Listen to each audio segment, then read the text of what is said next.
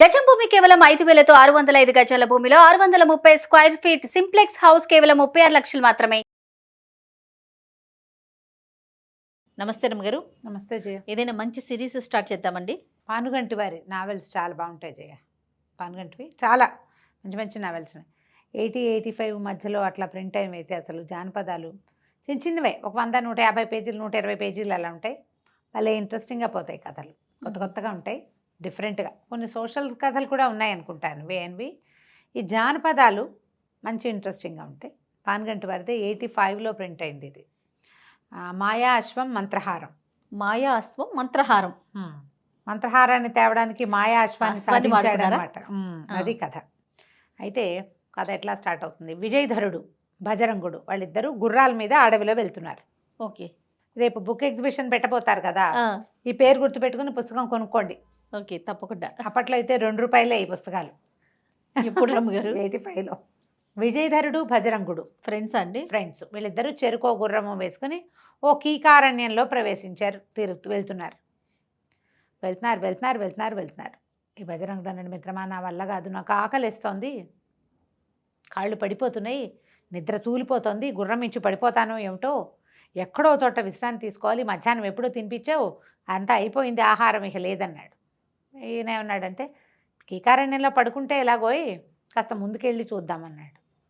సరే ఆగారు. దూరంగా వాళ్ళకు ఒక లైట్లు కనపడుతుంది, ఏవో చిన్న దీపాలు. లైట్లు ఏముంటాయి, వీధి దీపాలు లేవు కదా, ఏదో వెలిగించిన మంట కాగడాలు అలాంటివేవో కనపడుతుంది. సరే అది చూసి అటు వెళ్దాం అనుకున్నారు. ఇంకొక అరగంట 30 గంట ప్రయాణం చేస్తే కానీ అక్కడికి వెళ్ళదు ఈ బండ్లు, వెళ్ళవు గుర్రాలు. మొత్తానికి 1 గంట పైనే పట్టింది. దూరంగా ఉంది వెలుగు, మిణుకుమంటూ కనపడుతుంది. ఆ వెలుగుని ఇది చేసుకుని మధ్యలో ఎత్తులు పల్లాలు చీకటి చూసుకోవాలిగా, ఎట్లా పైగా రై అనడానికి వీల్లేదు. రాత్రుళ్ళు గుర్రాలు కూడా అట్లా పరిగెత్తవు. ఒక మాదిరిగా గుర్రాలని నడిపించుకుంటూ మెల్లిగా ఆ వైపుకు వెళ్ళారు. వెళ్తే అదొక ఊరు. ఇళ్ళు కనపడుతున్నాయి కానీ అన్నీ తలుపులు వేసేసి ఉన్నాయి.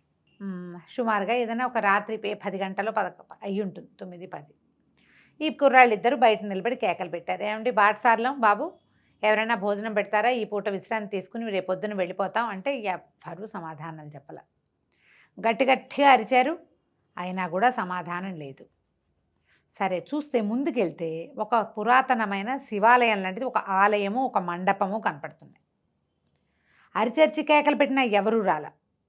నిర్మానుష్యంగా ఉంది. మామూలుగా 9-10 ముస్లింగా పెద్దవాళ్ళు ఎవరో ఒకళ్ళు నెగడేసుకుని బయట కాస్త కబుర్లు చెప్పుకోవటం ఏదో చేస్తారు. పైగా ఇలా అడవుల్లో ఉన్న ఊళ్ళకి జంతువులు వచ్చి పడతాయి. అందుకని ఖచ్చితంగా అంటే వీళ్ళ ఐడియా అనమాట. ఇప్పటిదాకా వాళ్ళు చూసిన ఊళ్ళల్లో ఓ 3-4-6 కనీసం కాపలా ఉంటారు. అడవి మధ్యలో ఉన్న ఊళ్ళకి కాపలా లేకపోతే ఎట్లా? అవును. కాపలాకి మనుషులు లేరు, మండుతున్న 3-4 నెగ్గళ్ళు తప్ప పిట్ట పొరుగు లేదు, అన్నీ తలుపులు బంధించున్నాయి. అక్కడి నుంచి అటు ఇటు చూస్తే శివాలయం అపరిశుభ్రంగా మట్టి కొట్టుకుంటూ ఉన్నటువంటి ఓ పెద్ద మండపం. అసలు కాదు, ఇంత ఊరుంటే ఇన్ని ఇళ్ళు కనపడుతున్నాయి. ఇప్పుడు పిలవకపోతే పీడాపోయిరి, పిలిస్తే పలకపోతే పీడాపోయిరి. ఇది దేవుడికైనా ఏమీ చేసుకోకుండా ఎట్లా ఉన్నారు వీళ్ళు, శివాలయంలో కూడా వెళ్ళకుండా మండపం అంతా దుమ్ము కొట్టుకుపోయింది చూడు అని మాట్లాడుకున్నారు. అక్కడి నుంచి సరే ఏం చేస్తాం, కనీసం పడుకోవడానికి ఒక ప్లేసు, వెచ్చగా నెగ్గళ్ళు ఉన్నాయి. అడవిలో కనీసం అలా కూడా ఉండదు కదా, చెట్ల మీద పడుకోవాలి, కింద పడుకుంటే పురుగు పుట్ర. అందుకని ఏమనుకున్నారు, ఒక నెగ్గడిగాలో దేవాలయానికి దగ్గరలోనే ఉంది మండపంలో కాస్త అటు ఇటు శుభ్రం చేసుకున్నారు. ఇట్లా పడుకోగానే భజరంగుడు నిద్రపోయాడు. గుర్రాలని ఆ పక్కనే ఒకసారి లూజ్గా వదిలిపెట్టి తాడేసి కట్టేశారు. ఈ విజయధరుడికి నిద్ర పట్ల. సరే ఈ ఊరు ఎంత ఊరో చూద్దామని ఆ నెగ్గళ్ళ వెలుగులోనే అట్లా నడుచుకుంటూ వెళ్ళాడు. వెళ్ళేసరికి పెద్ద ఊరే అది, చాలా ఇళ్ళే ఉన్నాయి, అన్ని తలుపులు బంధించున్నాయి, ఎవ్వరి వాకిట్లోనూ పిట్ట పొరుగు కోడి మేక కూడా కిక్కురుమంటలు. అతను ఇట్లా నడుస్తూ ఆలోచిస్తూ వెళ్ళిపోయాడు ముందుకి. ఉన్నట్టుండి పెద్ద వికటాట్టహాసం వినపడింది. ఎంత అరుపో ఎంత నవ్వో అది, ఎక్కడి నుంచి వస్తుందో తెలియలే. కత్తి తీసాడు. తీసి ఎవరని అటు ఇటు పరిగెడుతున్నాడు. చూడడం కోసం పరిగెత్తాడు. అటు పరిగెత్తాడు, ఇటు పరిగెత్తాడు, ఏమీ తెమలేదు, ఏమీ అర్థం కాలేదు. ఉన్నటువంటి గంటలు మోగటం మొదలుపెట్టినాయి. గంటలు అనగానే గుళ్ళో కదా, ఈ గంటలు మోగేసరికి మోగిన తర్వాత నవ్వు అవి ఆగిపోయినాయి. ఇతను మళ్ళీ వెనక్కి గుడివైపు దగ్గరికి, గంటలంటే గుళ్ళోనేనని వెనక్కి గుడి వైపుకి నడవటం మొదలు పెట్టేసరికల్లా ఒక ఇంట్లో నుంచి మాటలు వినపడుతుంది. తాత గంటలు ఆగిపోయినాయి, రాక్షసి వెళ్ళిపోయి ఉంటుందా అని అడిగింది ఎవరో పిల్ల. వెళ్ళిపోయిందో, కంటపడ్డవాడిని ఏ జంతువుగా మార్చేసిందో అని ఒక పెద్ద ముసలాయన గొంతు వినపడింది. ఇతను అరిచి కేకలు పెట్టాడు, ఎవరు ఎవరు మాట్లాడేది, సమాధానం చెప్పండి అని అరిచినా సమాధానం రాల. సరే పరిగెత్తుకుంటూ వెనక్కి ఆ దేవాలయం దగ్గరికి వెళ్ళాడు. బాగా నడిచేశాడు ముందుకి. పరిగెత్తుకుంటూ వెళ్ళేసరికల్లా దేవాలయంలో దీపారాధన చేసినట్టు కనపడుతోంది. దేవాలయం తలుపు బార్లా తెరిచేసింది. అక్కడ ఒక నల్ల కోతి కూర్చునుంది. తనకు అర్థం కాల. బజరంగుడేడి మండపంలో కేకలు పెట్టాడు, బజరంగా బజరంగా అంటే నేనే గురు అన్నాడు ఈ నుంచున్నవాడు కూర్చున్న కోతి. బజరంగుడు నల్ల కోతిగా మారిపోయాడు. నేను కాంతిపడి, కోతిలా ఎలా మారిపోయావురా నువ్వు, ఏం జరిగింది అనేసరికి బజరంగుడు ఏం చెప్పాడు, నేను నిద్రపోతున్నా. ఇంతలో ఎవరో ఒక అమ్మాయి వచ్చింది. దేవాలయం తలుపులు తీసింది. బయటంతా శుభ్రం చేస్తోంది. మెలకు వచ్చింది నాకు. చూస్తే నువ్వు కనపడలా. నిన్నేమైనా చేసేసిందేమోనని ఆ అమ్మాయిని, ఎవరమ్మాయి నువ్వు, ఏమిటి ఏమిటి ఏమిటి అని ప్రశ్నించా. కత్తి కూడా తీసా అమ్మాయి మీదకి. అక్కడి నుంచి అమ్మాయి నోరు తెరిచి పెద్దగా నవ్వింది. పెద్ద రాక్షసిలాగా మారిపోయింది. అప్పటిదాకా అందంగా ఉంది.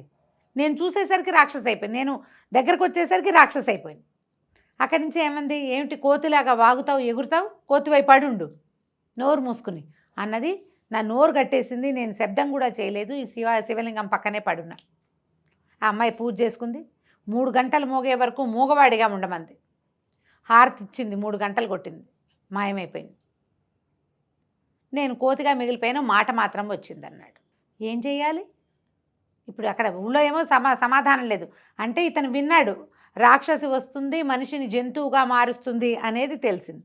సరే రేపు పొద్దున్న చూద్దాం, పడుకోమన్నాడు. ఆ నల్లకోతి రూపంలోనే ఏడ్చుకుంటూ బజరంగుడు పడుకున్నాడు.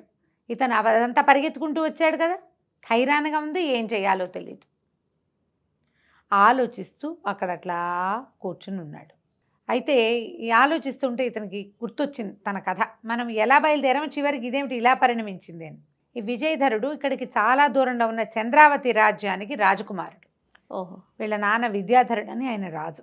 అయితే ఈయన ఈ కుర్రాడు విజయధరుడు లేటుగా పుట్టాడు, చాలా లేటుగా పుట్టాడు. ఈ పుట్టిన పిల్లాన్ని బాగా ముద్దు చేశారు, చక్కగా జాగ్రత్తగా చూసుకున్నారు. అతనికి ఈ బజరంగుడు చిన్నప్పటి నుంచి ఫ్రెండ్. విద్యాబుద్ధులు చెప్పించారు. వివాహం చేసిన తర్వాత పట్టాభిషేకం చేద్దాం అనుకున్నారు. వివాహానికి ఇతను నాకు అపురూప సౌందర్యవతి కావాలని కోరుకున్నాడు. ఎక్కడెక్కడి నుంచో చిత్రపటాలు తెప్పించారు, ఏమీ నచ్చల. ఇతను ఏమన్నాడు, నాకు నచ్చిన అమ్మాయి నిరుపేదైనా పర్వాలా, కానీ నా కంటికి నచ్చాలి అంటే ఎన్నో రకాల చిత్రపటాలు తెప్పించారు, ఏవీ ఎక్కలేదు. ఇంతలో ఒక చిత్రాచార్యుడు ఒక ఆయన వచ్చాడు. ఆయన పట్టుకొచ్చిన పటాలన్నీ చూసిన తర్వాత పెదవిరిచి, ఇంకేమీ లేవా మీ దగ్గర, ఇంకేమీ లేవా మీ దగ్గర అని పదే పదే విజయధరుడు అడిగాడు. అడిగేసరికల్లా మహారాజా విజయధరుడు అన్నాడు, అట్లా అడిగితే ఎట్లాగరా అయ్యా, ఆల్రెడీ వచ్చి ఇచ్చాడు కదా, ఇంక అంతకంటే ఏముంటాయంటే ఆయన చాలా ఆలోచిస్తూ, నా దగ్గర ఇంకొక చిత్రపటం ఉంది ప్రభు అని చెప్పి ఒక చిత్రం తీసాడు. తీస్తే ఆ అమ్మాయి ఎంత సౌందర్యవతో. ఈ విజయధరుడు, ఈ అమ్మాయే నాకు కావాలి, ఎవరమ్మాయి ఏమిటి అనేసరికల్లా ఆ చిత్రాచార్యుడు అన్నాడు, నాకు ఏ వివరాలు తెలియదు ప్రభు, చిత్రం వేశాను అంతే అనేసరికల్లా విజయధరుడికి కోపం వచ్చింది. అట్లా ఎట్లా వేస్తావు నువ్వు, ఎవరో ఒకళ్ళని చూసే, ఇప్పుడు ఇన్ని పటాలు తెచ్చావు, ఎవరినో చూసి వేసావు, వాళ్ళ అడ్రస్లు ఉన్నాయి, ఈ అమ్మాయిది ఎందుకు లేదు? మానవ సృష్టి, దైవ సృష్టి కాకుండా కుదరదు కదా అంటే ఇతను ఏమన్నాడు ఈ చిత్రాచార్యుడు, కాదు ప్రభు, నేను ఒక శిల్పాన్ని చూసి వేశా. ఓహో. ఒక శిల్పం, అది మందారవతి రాజ్యానికి ఆనుకుని ఉన్న ఒక అరణ్యానికి దగ్గరలో ఒక ఋష్యాశ్రమం ఉంది. నందనుడు అనే ఋషి ఉన్నాడు అక్కడ, నందుడు ఆయన పేరు. అయితే ఆయన భార్య ఉన్నారు. నేను ఒకరోజు వెళ్తూ అక్కడ ఆశ్రయం పొందాను.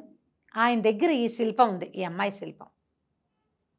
ఆ శిల్పం సౌందర్యానికి ముగ్ధుండయి ఒక పటం వేసుకుంటానని అడిగితే ఆయన పటం వేసుకో, వివరాలు అడగద్దన్నాడు. ఏ వివరము ఆయన చెప్పల, పటం మాత్రం వేసుకొచ్చా అనేసరికి అది విజయధరుడు అన్నాడు, అబ్బో ఇంత మంచి క్లూ ఉంది, అక్కడికి వెళ్తే తెలిసిపోతుంది, నీకెందుకు చెప్పలేదు నేను కనుక్కుంటాను అనేసరికి ఆ విద్యాధర మహారాజు కేకలేసాడు కొడుకుని, వద్దు వద్దు ఇలాంటి ప్రయత్నం చేయొద్దు.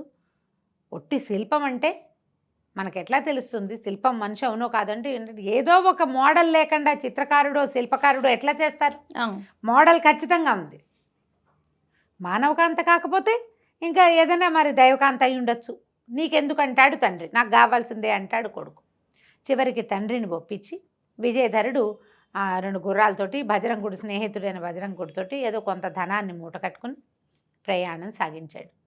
వెళ్తూ వెళ్తూ వెళ్తూ మధ్యదారిలో ఈ అడవిలోకి వచ్చి ఈ ఊళ్ళోకి వచ్చి ఇప్పుడు బజరంగుడిని కోతిగా మార్చుకుని కూర్చుని ఉన్నాడు ఇక్కడ. ఓహో, ఇప్పుడు ఆ అమ్మాయిని వెతకడంతో పాటుగా ఈ కోతిని మనిషిగా మనిషిగా మార్చాలి. సరే ఇది ఏం చేయాలో తెలియదు కదా, సరే రేపు పొద్దున్న చూద్దామని అప్పటికి పడుకుని నిద్రపోయాడు. ఇతను అమ్మాయి కోసం వెళ్తున్నాడు. ఇది మన కథలో మొదటి భాగం. రెండో భాగంలో మళ్ళీ కలుసుకుందాం. తప్పకుండా రమ్మగారు, భలే ఇంట్రెస్టింగ్గా ఉందండి. నమస్తే. నమస్తే.